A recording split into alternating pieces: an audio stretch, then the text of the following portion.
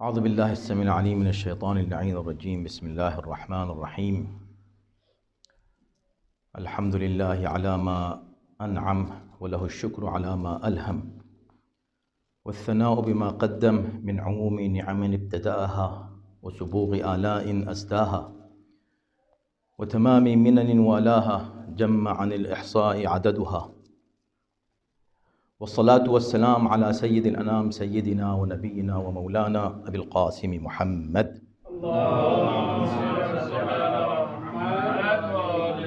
وآله الطيبين الطاهرين المعصومين، واللعنة الدائمة على أعدائهم أجمعين من الآن إلى يوم الدين. أما بعد، فقد قال الله في كتابه الكريم: بسم الله الرحمن الرحيم. وإن كنتم في ريب مما نزلنا على عبدنا فأتوا بسورة من مثله وادعوا شهداءكم من دون الله إن كنتم صادقين. عزیزان محترم، علماء کرام، میں بہت شکر گزار ہوں آپ تمام حضرات کا، اور بہت خوش نصیب سمجھتا ہوں اپنے آپ کو کہ آج اس ماحول میں، علمی ماحول میں بیٹھا ہوں، باب مدینۃ العلم کی بارگاہ، اور آپ بھی بہت خوش نصیب ہیں واقعاً. جیسے نجف کی اس فضا میں سانس لینے کا جتنا بھی موقع ملے، ہر سانس وہ زندگی بھر کے لیے بلکہ ہمیشہ کے لیے فار ایور پریزرو ہو جاتی ہے. اور یہ انہی کو موقع ملتا ہے جنہیں خدا منتخب فرماتا ہے اس بہترین فضا میں سانس لینے کا. یہ نجف، اس میں گزرا ہوا ہر لمحہ آپ کو یاد آئے گا. خدا آپ کو زیادہ سے زیادہ موقع دے انشاءاللہ یہاں رہنے کا، لیکن باہر کے آخر ہدف تو یہاں رہنے کا یہی ہے کہ وَلْيُنذِرُوا قَوْمَهُمْ، تو وہی ہے کہ آپ پھر پلٹ کر جائیں گے اپنی قوم میں، اور وہ پیغام جو آپ نے یہاں جو بھی آپ نے حاصل کیا وہ پیغام بنا کر آپ ان تک پہنچائیں گے انشاءاللہ. اس میں بھی آپ کو اللہ کامیابی دے. ہم بھی الحمدللہ ان افراد میں ہیں جن پر یہ اللہ کی عنایت رہی کہ ہمارا مسقط راس بھی یہی ہے، اور اس کے بعد پھر یہیں ابتدائی تربیت اور تعلیم. تو اس سے ایک رشتہ جڑا ہوا ہے اس سرزمین سے، بہت عجیب رشتہ ہے کہ جو کبھی منقطع نہیں ہوتا اور نہیں ہونے والا ہے. تو مجھے بہت خوشی ہوتی ہے نجف بس آ کر ایک عجیب سی کیفیت ہوتی ہے کہ جیسے ہم واپس آ گئے، اپنے گھر واپس آ گئے. یعنی ہم گویا جہاں بھی ہیں سفر پہ ہیں، اس وقت سفر پہ نہیں ہیں. جب ہم واپس جائیں گے پھر سفر پہ چلے جائیں گے. اب ہم اپنے وطن میں ہیں. اسی طرح آپ حضرات کے لیے ہے. تو اور خاص طور پر نجف، پھر نجف میں ایسے نورانی چہرے اور ایسی متبرک محفل اور مجلس اور جلسہ اور نشست، ماشاءاللہ یہ توفیق الہی ہے اور رحمت پروردگار ہے. میں اس کا شکر ادا کرتا ہوں اللہ کی بارگاہ میں. چند موضوعات ہیں جلدی جلدی آپ کی خدمت میں. بہترین تقاریر آپ حضرات نے سماعت فرمائیں. یہ مؤسسہ ہے ماشاءاللہ جو قائم ہوا ہے، آپ ہی حضرات کی انشاءاللہ اس میں شرکت رہے گی اور آپ حضرات کی محنتیں ہوں گی. یہ بالکل ابتدا ہے، آغاز ہے. کچھ ضرورتیں محسوس کی گئیں، اور یہاں جو طلباء ہیں موجود، علماء ہیں جو یہاں موجود، وہ بتائیں گے کہ مزید کیا ایسی ضرورت ہیں کہ جن کی طرف متوجہ نہیں ہوتے دوسرے افراد، یا امہال ہوتا ہے یا اس طرف سے توجہ ہٹ جاتی ہے اور اس کی ضرورت ہے. تو یہ آپ حضرات بھی بتائیں گے. ان میں سے چند باتیں مولانا رومان رضوی صاحب جو ماشاءاللہ ان کی محنتوں کا یہ نتیجہ ہے، انہوں نے ابھی ارشاد فرمایا. مزید بہت سی ایسی چیزیں ہیں جو آپ کے ذہن میں آ سکتی ہیں کہ ہم کو یہ کام کرنا چاہیے. جو کام ہو رہا ہے وہ تو ہو رہا ہے، لیکن جو کام نہیں ہو رہا ہے اور آپ سمجھتے ہونا چاہیے اور اس میں کچھ رکاوٹیں ہیں، تو اس پر ہم سب مل کے انشاءاللہ کام کر سکتے ہیں۔ تو آج کی یہ جو نشست ہے اس کے دو مقاصد ہیں، اوریجنلی ایک ہی مقصد ہے اگر دیکھا جائے تو۔ مقصد ہے توہین رسالت کرنے والوں کی مذمت کرنا۔ ایک توہین رسالت ہوئی ہے 100 سال پہلے عملی طور پر، یہ انہدام جنت البقیع یا ہدم جنت البقیع، یہ اصل میں توہین رسالت تھی، اور ابھی تک یہ سلسلہ توہین رسالت باقی ہے۔ اور یہ اصل میں اہل بیت پر جب حملہ ہوتا ہے، جتنی بھی تاریخ میں، طول تاریخ میں جب کبھی کسی نے اہل بیت پر حملہ کیا ہے، میں آپ کو یقین دلا سکتا ہوں کہ اس کا اصل ہدف اہل بیت نہیں ہے۔ اس کا اصل ہدف اس حملہ کرنے والے کا رسول کائنات ہے۔ یہ تو اہل بیت پہ حملہ اس کو کرنا پڑ رہا ہے، اس لیے کہ یہ وہ سپر ہیں کہ جو نبی پر کوئی حملہ نہیں ہونے دیتے، اور نتیجہ یہ ہوتا ہے کہ پھر حملہ آور پہلے اس سپر کو توڑنا چاہتا ہے۔ اور یہی وجہ تھی کہ اللہ نے کہا تھا کہ نہیں، میں اس سپر کو نہیں توڑنے دوں گا، اور یہ سپر قائم رہے گی۔ اور یہی پیغمبر اسلام سے کہا تھا کہ وَإِن لَمْ تَفْعَلْ فَمَا بَلَّغْتَ رِسَالَتَهُ، اگر ولایت امیر المومنین نہ ہو تو سارے حملے ڈائریکٹ رسالت پر ہوں گے، اگر رسالت نہ ہو تو ڈائریکٹ حملے توحید پر ہوں گے۔ تو جتنے بھی توہین رسالت کرنے والے ہیں وہ شروع ہی اصل میں اہل بیت کی اہانت سے ہوتے ہیں۔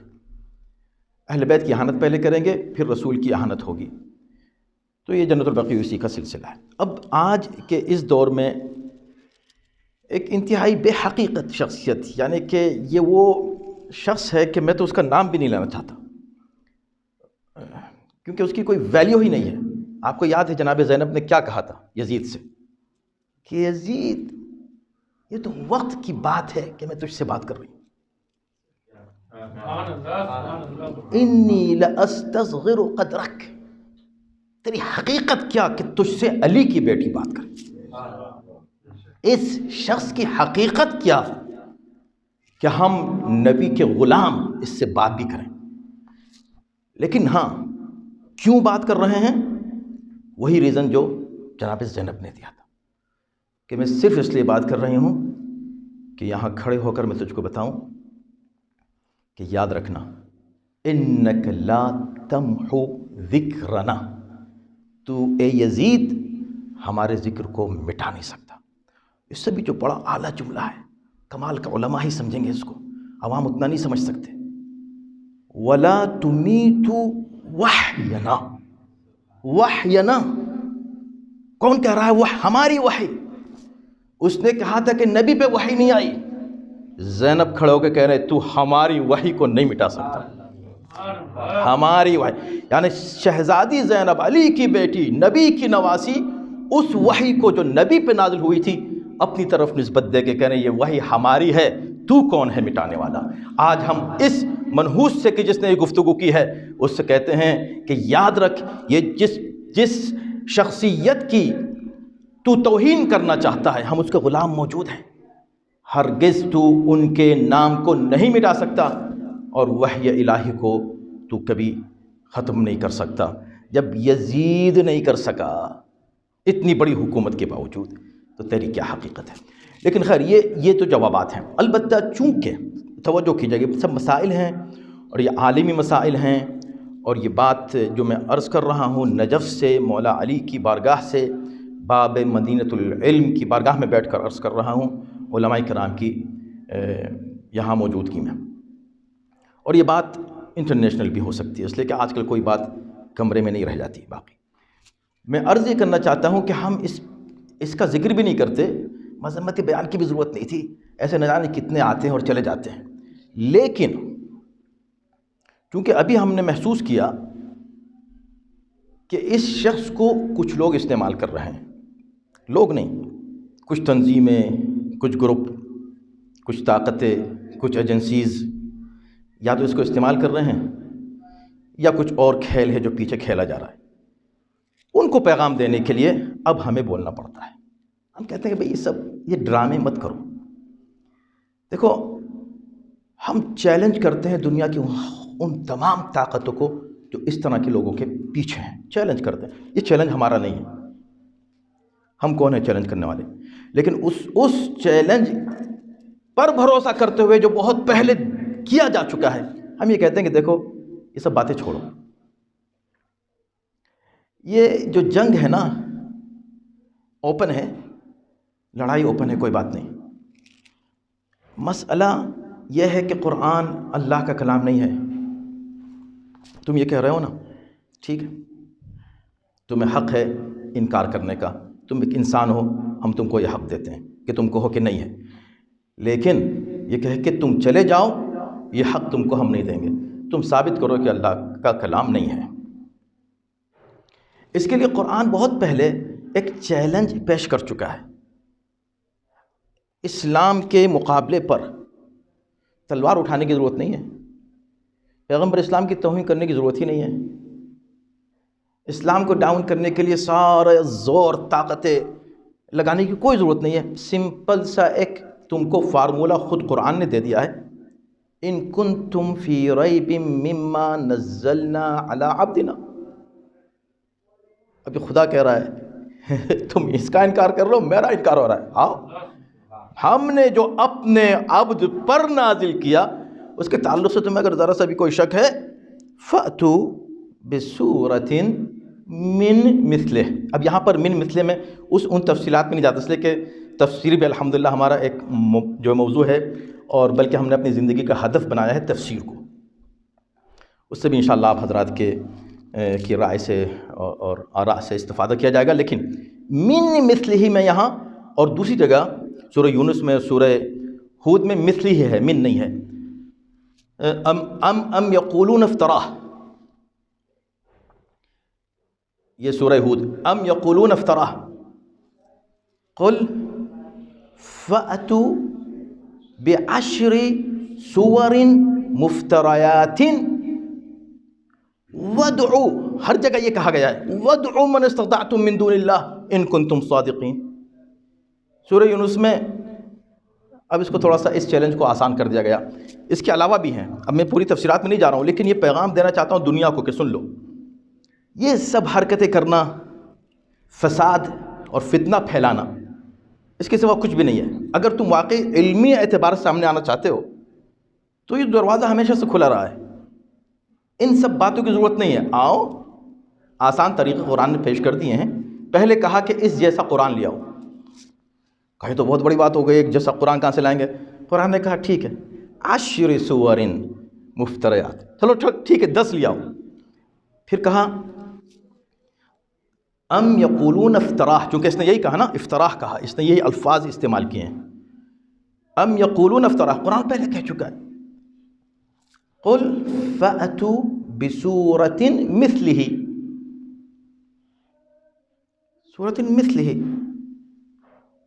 وادعوا شہداءکم من دون اللہ ان کنتم. وہ جملہ ہر جگہ دہرایا ہے، کمال کا جملہ ہے آج اس دور میں. حقیقت واقعی قرآن ہے. قرآن کو کوئی کیا سمجھے گا؟ قرآن ایک خزانہ ہے علم اور حکمت کا، اور اسے وہی سمجھ سکتا ہے جس کے پاس علم اور حکمت ہو، اور جس کو علم اور حکمت سے اور وزڈم سے کسی طرح کی دلچسپی ہو. جس کے پاس عقل ہی نہیں ہے اس کو قرآن کیا سمجھ میں آئے گا؟ تو قرآن یہ کہہ رہا ہے کہ دیکھو چلو ہم اور آسان کر دیتے ہیں، ایک سورہ لے آؤ. ایک اور جگہ کہ نہیں سورہ بھی ان کے لیے مشکل ہے، اس لیے کہ سورہ کوثر بھی ہے، سورہ بقرہ بھی ہے. تو یہ گھبرائیں گے، کہیں گے ہم سورہ کوثر لائیں تو کہیں گے جو ہے بقرہ لاؤ. تو نہیں، فَأْتُوا بِحَدِيثٍ مِّن مِثْلِهِ، اس طرح کی ایک بات ہی لے آؤ. اور اس لفظ حدیث میں کمال کر دیا قرآن نے، کہ کیونکہ سورتن میں یہ تھا کہ سورہ لاؤ، الفاظ وہی ہونے چاہیے. یہ کہہ رہے نہیں کوئی بات نہیں، اگر الفاظ بھی وہی نہ ہو، ایسی کوئی بات بھی لے آؤ. اس کا مطلب ہے کہ قرآن معجزہ ہے نہ صرف بے اعتبار لفظ بلکہ بے اعتبار معنی. دونوں اعتبار سے قرآن معجزہ ہے. معجزہ کہتے ہی اس کو کوئی اور نہیں لا سکے، اور یہ اعجاز آج بھی قائم ہے. تو میں اس شخص سے جو آج توہین کر رہا ہے، اس نادان سے یہ کہہ رہا ہوں کہ یہ سب حرکتیں بند کر دے، اور جو بھی اس کے پیچھے گویا کہ تالی بجاتے پھر رہے ہیں، وہ اپنی توہین خود کر رہے ہیں۔ ان سے کہو کہ دیکھو قرآن کا یہ چیلنج موجود ہے اور تمہارے لیے اور بھی آسان کر دیا۔ کمال ہے قرآن کا، دیکھیں کمال قرآن کا، دیکھیں کتنا آسان کر دیا، بحدیث کہہ کے کتنا آسان، نہیں اس سے بھی آسان کر دیا۔ کیا ہے؟ وَادْعُوا شُهَدَاءَكُم مِّن دُونِ اللَّهِ، اللہ کو چھوڑ کر تم جتنے بھی لوگوں کو جمع کر لو، کانفرنس کر لو، جتنے مخالفین ہیں نبی کے کتنے ہیں؟ بہت ہیں، جمع کر لو سب کو، ایک کانفرنس کرو، کتنا آسان ہو جائے گا۔ دیکھو بھئی یہ چیلنج تھا اور ہم نے یہ دیکھو پیش کر دیا ہے، لہٰذا اب یہ قرآن جو ہے ہم نے اس کو رد کر دیا ہے، کرو علمی طور پہ رد۔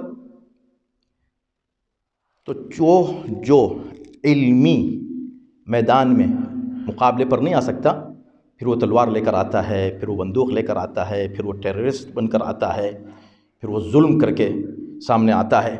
یہی پوری تاریخ میں ہوا ہے۔ پیغمبر اسلام سے جنگ کرنے کی کوئی، یہ جو 80 تقریباً جنگیں چھوٹی بڑی ہوئی ہیں، ان کی ضرورت ہی نہیں تھی اس وقت پیغمبر کے دور میں۔ پیغمبر نے اسی وقت کہہ دیا تھا، اسی وقت ایک سورہ لے آتے تو اپنی فصاحت و بلاغت پہ ناز کرتے تھے، نہیں کر سکے، جب نہیں کر سکتے تو جنگ کرنے کے لیے چلے آئے۔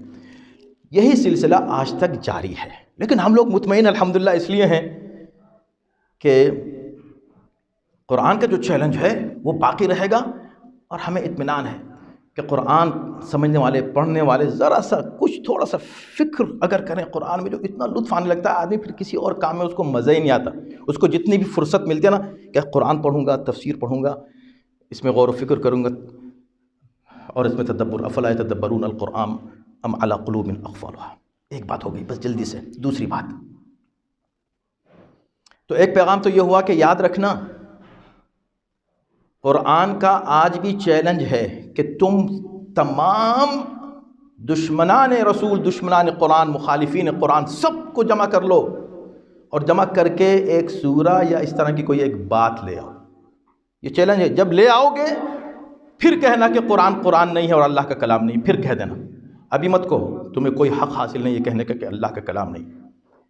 جب یہ چیلنج پورا کر دو پھر کہنا۔ ایک بات یہ ہوگی، یہ علمی جواب ہے، اس کا جواب کوئی دے کے دے، کوئی دے کے بتائے۔ اب دوسری بات یہ کہ کچھ لوگ یہ کہہ رہے ہیں یا کچھ آوازیں بلند ہوئی ہیں کہ دیکھیں اس کا نام یہ بتاتا ہے کہ یہ جو ہے وہ مثلاً پیروان اہل بیت سے تھا، اب تو ہمیشہ تھا ہی استعمال کیا جائے گا اس کے لیے، لیکن میں کہتا ہوں نہیں تھا، یہ شیعہ ہرگز کبھی نہیں رہا ہے۔ آپ کہیں گے کیسے کہہ رہے ہیں؟ شیعہ گھرانے میں پیدا ہوا، شیعہ خانوادے سے ہے، معروف ہے، وہ پتہ ہے کہ وہ شیعہ ہے۔ شیعہ نہیں تھا، کبھی نہیں تھا۔ اس کا ریزن دے رہا ہوں میں آپ کو۔ اس لیے نہیں تھا کہ جب کوئی قرآن اور رسول کے تعلق سے بات کرتا ہے، پوری تاریخ اٹھا کے دیکھ لیں، پوری تاریخ، آج تک کبھی رسول کی توہین کرنے والا، چیلنج کر رہا ہوں، لاؤ مثال، نبی کی توہین بہت ہوئی ہے، مسلمانوں نے بہت کی ہے، کوئی ایک مثال دکھا دو کہ 1400 سال میں اس دور سے لے کر آج تک کسی علی والے نے نبی کی توہین کی ہو، دکھا دو، میں مان لوں گا۔ کیوں نہیں کی؟ اس لیے کہ جو علی کو مانتا ہے، لیکن نبی کی توہین کرنے کے لیے علی کو چھوڑنا پڑے گا پہلے، اس لیے کہ جو نبی کو مانتا ہے، جو علی کو مانتا ہے، وہ جانتا ہے کہ میرا مولا، جو میرا مولا مالک ہے نا، ہمارے مالک ہیں، علی کون ہیں؟ مالک ہیں، ہمارے اونر ہیں، ہمارے پاس جو کچھ ہے اس کے مولا کس کو کہتے ہیں؟ اولا بالتصرف، ہمارے نفس پر بھی، ہمارے اولاد پر بھی، ہمارے بلونگنگز پر، ہمارا ہر شے ہماری ہے ہی نہیں، ہماری ہے ہی نہیں، ان کی ہے، مولا علی کی ہے، وہ مالک ہیں ہمارے۔ جو ہمارا مالک ہے، جو ہمارا مولا ہے، وہ یہ کہہ رہا ہے انا عبد من عبید محمد۔ اچھا، اب میں یہ آپ کو یہ بھی بتا دوں، اگر کوئی یہ کہے کہ علی نعوذ باللہ رسول اللہ کے غلام ہیں، ہو سکتا ہے اسلام سے خارج ہو جائے، میں کہتا ہوں غلام ہے۔ آپ کہہ کے دیکھیں، آپ کہیں گے علی تو کہہ رہے ہیں، علی کہہ رہے ہیں، علی کو کہنا ہے تو تم مت کہنا، تم مت کہنا، یہ علی ہیں جو مسلمانوں کو سکھا رہے ہیں کہ جب نبی سے بات کرو تو کیسے کرو. ورنہ اگر تم دیکھنا چاہتے ہو کہ علی نبی کے لیے کیا ہیں، علی سے مت پوچھو، نبی سے پوچھو، تو فرمائیں گے کہ لحمک لحمی دمک دمی. اللہ سے پوچھو، کہا انفسنا وانفسکم، نفس رسول ہے، غلام نہیں ہے. تو جو نفس ہے، آپ سوچیں کہ جس کو ہمیشہ نبی نے کہا کہ مجھ جیسا، ہمیشہ علی کو کہا مجھ جیسا، بس مجھ جیسا، لا یبلغہ الا انت او رجل منک. کتنی دلیلیں ہیں کہ علی مثل نبی ہیں، نبی مثل علی ہیں. تو ہمیشہ نبی نے علی کو اپنے جیسا کہا. جس کو ہمیشہ نبی نے اپنے جیسا کہا، اس نے کبھی نبی کو اپنے جیسا نہیں کہا. کیوں نہیں کہا؟ کہہ سکتے ہیں کہ نہیں؟ بے شک کہہ سکتے ہیں. ارے ہے ہی. اب اس میں کون سے شک و شبہ ہے کہ علی نبی جیسے ہیں علام نبوت کے؟ نہیں کہا. کیوں نہیں کہا؟ اس لیے کہ مسلمانوں کو سکھانا تھا، بتانا تھا کہ آداب کیا ہیں نبی کا ذکر کرنے کے. نجی سے رشتہ مجھ جیسا علی نہیں کہہ رہا ہے کہ نبی مجھ جیسے تھے، میں نہیں جیسے تھے، میں ان جیسا ہوں. کبھی نہیں کہا انا عبد من عبید محمد. تو جو علی والا ہے وہ نبی کی توہین کیسے کر سکتا ہے؟ نبی کی توہین کرنے کے لیے نبی سے پہلے اسے علی کو چھوڑنا پڑے گا. اسی لیے جب اگر کوئی نبی کی توہین تک پہنچ جائے تو مان لو کہ یہ شیعہ نہیں رہا تھا، پلٹ چکا. اگر تھا بھی تو پہلے اس نے شیعت چھوڑی ہے، تب نبی کی توہین شروع کی ہے. تو اس کو شیعہ مت کہنا، خبردار. کیسا شیعہ؟ نہ پہلے شیعہ تھا نہ آج شیعہ ہے، اور اب تو ویسے بھی مرتد ہے، بات ہی ختم ہو گئی. تو بہت کچھ باتیں کی جا سکتی ہیں، اور حکومت کے تعلق سے بھی باتیں کی جا سکتی ہیں، لیکن بہت گفتگو طولانی ہوگی، معذرت چاہتا ہوں. حکومت ہند کو چاہیے کہ فوراً اس کو روکے، اس پر پابندی لگائے. میرے خیال سے وقت اذان کا ہو گیا غالباً. ہاں، تو بس اختتام جنت البقیع کے تعلق سے صرف اتنا عرض کروں گا، ہماری کیا ذمہ داریاں ہیں، ہم کو کیا کرنا چاہیے. بس اس پر ہمیشہ جب بھی آپ 5 آدمی بیٹھیں، 2 آدمی بیٹھیں، اس پر گفتگو کریں کہ بھئی 100 سال پورے ہونے والے ہیں، 100 سال تک کیا کیا ہم نے؟ کیوں اتنے بڑے ظلم کو دیکھ کر کیوں خاموش ہیں؟